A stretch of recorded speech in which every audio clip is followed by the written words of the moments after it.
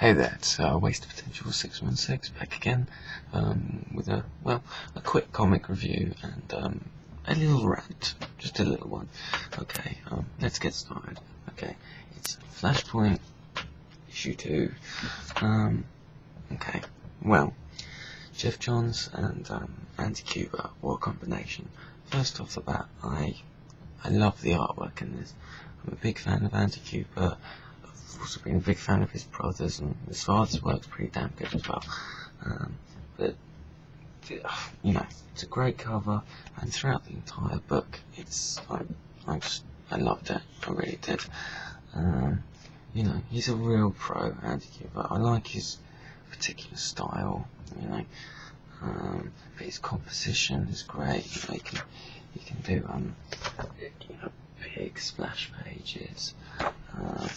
And his action scenes are great. You know, he likes to do panels from like different angles, and you know, even scenes where people are just having a conversation has a kind of kinetic feel to it. You know, his work is very, very kinetic, and I think one of the things that makes him stand out is he'll do various angles. You know, kind of unexpected angles. I mean, here's one. It's like Batman's breaking Barry Allen's fingers there. It's just done at kind of a bit of a weird angle there, you know, and it works, it really does.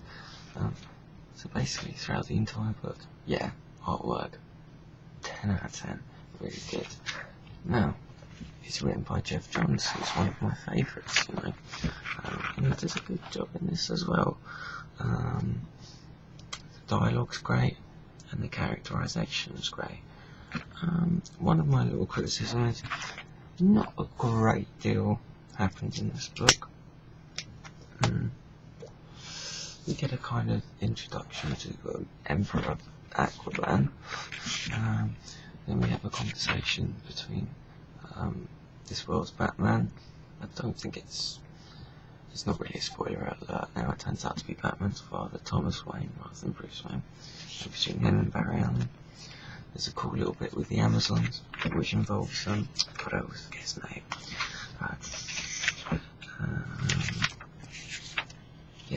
Steve Trevor, who in normal continuity has had a relationship with Wonder Woman in the past. Anyway, there's a nice little touch there.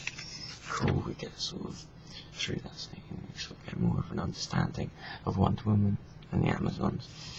And then last but not least, there's another scene with, another scene with Barry Allen and Batman. It's a brilliant scene. It's in the rain, really atmospheric, brilliantly illustrated. Colours just beautiful. It's a really good scene, and the last page is a doozy. It really is. I don't want to show it because it kind of reveals a bit too much, but really good stuff. But that's kind of all that happens in it. So, not a big criticism, but just, you know, it's sort of moving on in quite a slow pace. And maybe that's because more's happening in the satellite issues to the storyline. But I can't afford them, unfortunately. But it's a decent issue.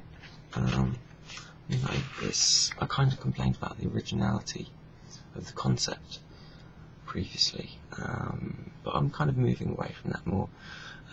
Another little criticism of mine, there's a death of a character in the first scene. Well, it's kind of off panel, but I'm assuming he's dead, and it's a shame because he's a cool character, and I thought his character could be explored a bit more in this new universe. But apart from that, it's all good. Also, as a package, we get some bonus material at the back. It's a cool map, sort of illustrates the situations, you know, who owns what area, and reminds me a little bit of the whole House of M thing. And then we get some pretty standard but cool, it's Anti-Cuba character designs at the back. Just cool. So it's overall nice comic, and it's a fun mini-series so far. Now, on to the big issue at hand. Apparently, after Flashpoint, DC are revamping all of their titles and starting from number 1. Now, I've heard different takes on this and different stories. Now, is it just going to be a revamp where they just go to number 1, trying to get more readers in, or are they I'm not sure how much they're going to change with these characters. These characters are going to have different origins.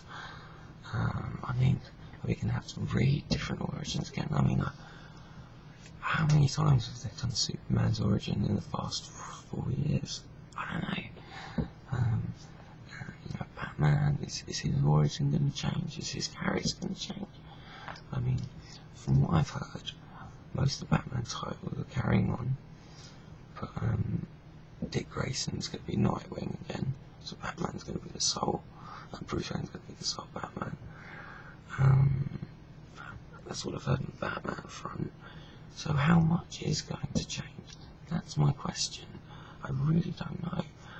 Apparently this new Aquaman, his interpretation of Aquaman, he's going to carry on as Emperor Aquaman. And it basically, is he not basically Namor? You know, Aquaman was kind of his own character, but this kind of angry, vengeful against the surface world.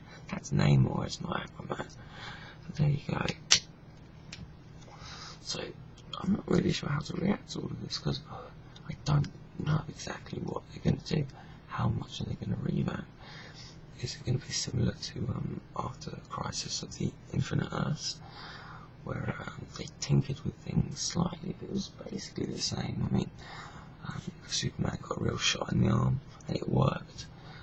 You know, with Batman, we ended up getting stories like Batman Year One, which worked. But I don't know. Or is it going to be more dramatic, like Marvel's Ultimate line? And the fact remains, how long is this revamp going to last? Is it going to be like a year and it's going to revert back to normal, or what? I really wish I knew more information. And has all these years of continuity meant nothing? I just don't know. So, guys and girls out there, if you've got more information, I'd love it if you shared it with me, and just your opinions would be great. But there we go. I think it's a bit of a bold move by DC, and it really could blow up in their faces, you know. I mean, it's kind of like a bit of a fuck you to the fans, or maybe I'm being pessimistic, maybe it's not, maybe it could be a lot of fun, I don't know, but time will tell. Anyway, look after yourselves, guys, and please comment. I'd like to know people's opinions and what info you've got.